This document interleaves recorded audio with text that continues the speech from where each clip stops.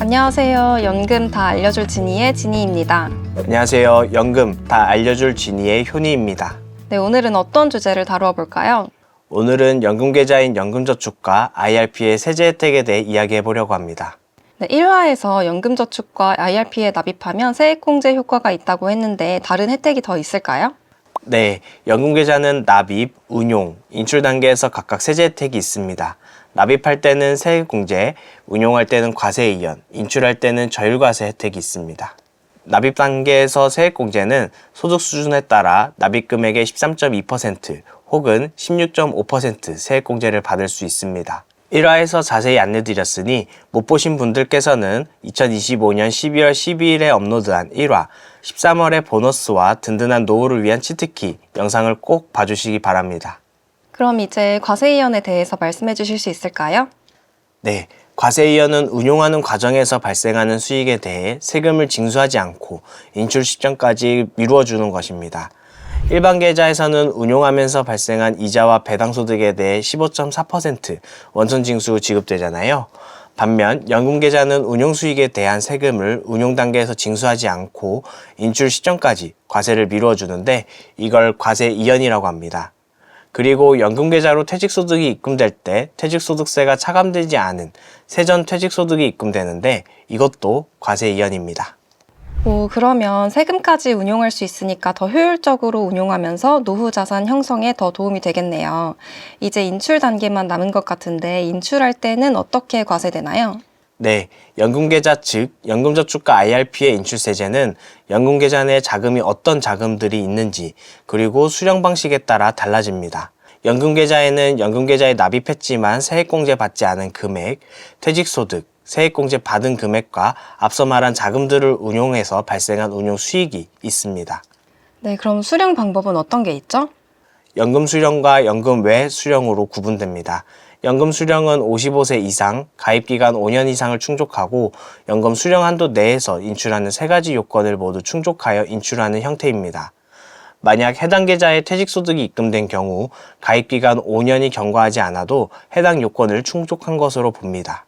한 가지라도 충족하지 못했다면 연금 외 수령입니다. 55세 넘어서 수령하고 가입기간 5년이 지나야 하는 건 바로 이해가 되는데 연금 수령 한도는 어렵네요. 연금 수령 한도가 뭔가요? 연금 수령 한도는 1년마다 연금 수령으로 인정해주는 한도입니다. 즉, 낮은 세금으로 과세해주는 연간 한도라고 생각하시면 됩니다. 연금 수령 한도는 보시는 바와 같은 식에 따라 결정됩니다.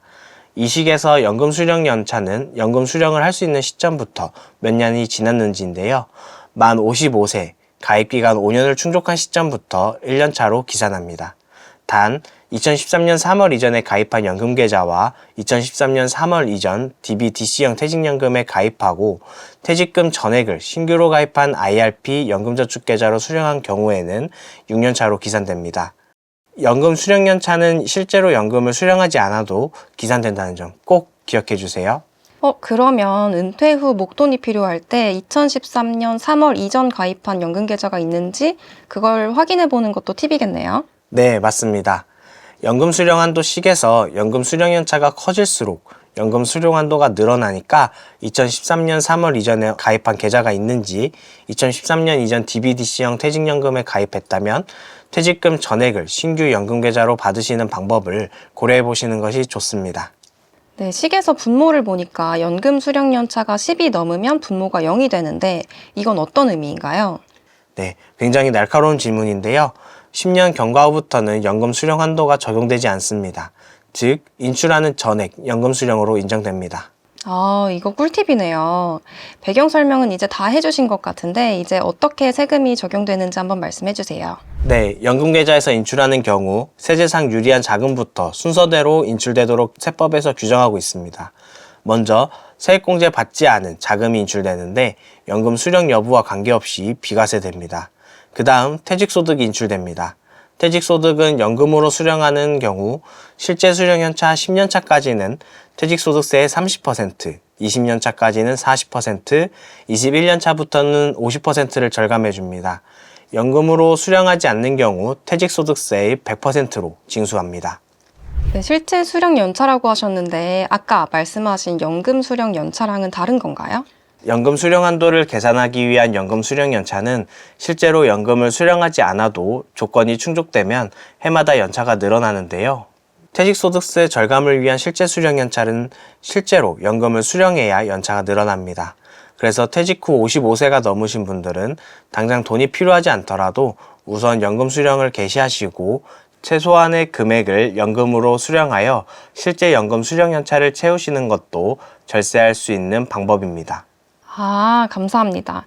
그림을 보니까 운용 수익하고 세액 공제받은 부담금이 마지막으로 인출되네요. 네, 맞습니다.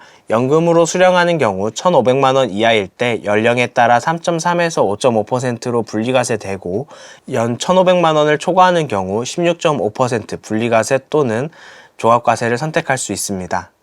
연금 외 수령의 경우 16.5%로 분리과세 됩니다. 따라서 본인의 종합소득세율을 참고하시어 종합과세 또는 분리과세를 판단하시기 바랍니다. 연 1,500만 원이면 월 120만 원이 조금 넘는 금액인데 3.3에서 5.5% 적용받기는 어려울 것 같아요. 혹시 다른 방법이 없을까요? 네, 이것도 방법이 있습니다. 퇴직소득이 입금되는 연금계좌와 세액공제용 연금계좌를 분리하시어 관리하시면 됩니다. 연금 수령할 때 퇴직소득세는 종합과세 걱정이 없으니까 퇴직소득 계좌를 필요한 생활비만큼 먼저 인출하고 부족한 금액만 세액공제용 계좌에서 별도로 인출하시면 됩니다.